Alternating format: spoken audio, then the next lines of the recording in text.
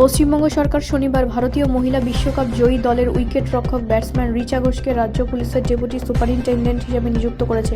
পশ্চিমবঙ্গের মুখ্যমন্ত্রী মমতা বন্দ্যোপাধ্যায় কলকাতার ইডেন গার্ডেনে ঘোষকে সংবর্ধনা জানাতে আয়োজিত এক বর্ণাঢ্য অনুষ্ঠানে ব্যক্তিগতভাবে তাকে নিয়োগপত্র হস্তান্তর করেন।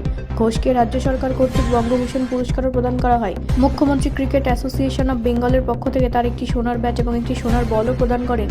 সিএবি তাকে 34 লক্ষ টাকার চেকও প্রদান করেন। অনুষ্ঠানে উপস্থিত ছিলেন ভারতীয় ক্রিকেট দলের প্রাক্তন অধিনায়ক এবং ভারতীয় ক্রিকেট বোর্ডের প্রাক্তন সভাপতি সৌরভ গাঙ্গুলি। তিনি ব্যাখ্যা করেন যে যেহেতু ঘোষ মহিলা বিশ্বকাপের ফাইনাল ম্যাচে 34 রান করেছিলেন, তাই তাকে 34 লক্ষ টাকার চেক প্রদান করা হয়েছে। 6 নম্বরে ব্যাট করতে এসে রিচার কাজটি ছিল সবচেয়ে কঠিন, কারণ তাকে বল খেলার জন্য কম বল পেতে হয়েছিল। তবে তিনি দক্ষতার সাথে খেলেছিলেন এবং পার্থক্য গড়ে দিয়েছিলেন, গাঙ্গুলি বলেন।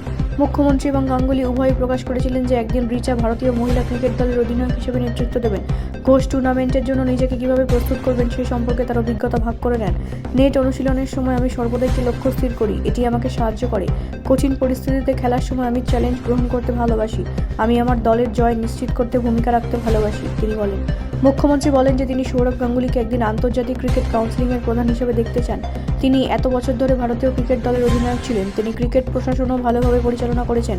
তার আইসিসির প্রধান হওয়া উচিত ছিল। আমি বিশ্বাস করি তিনি একদিন এই পদে থাকবেন, কেউ তাকে থামাতে পারবেন না, মুখ্যমন্ত্রী বলেন। ব্যুরো রিপোর্ট, রাষ্ট্রীয় প্রসার বাংলা।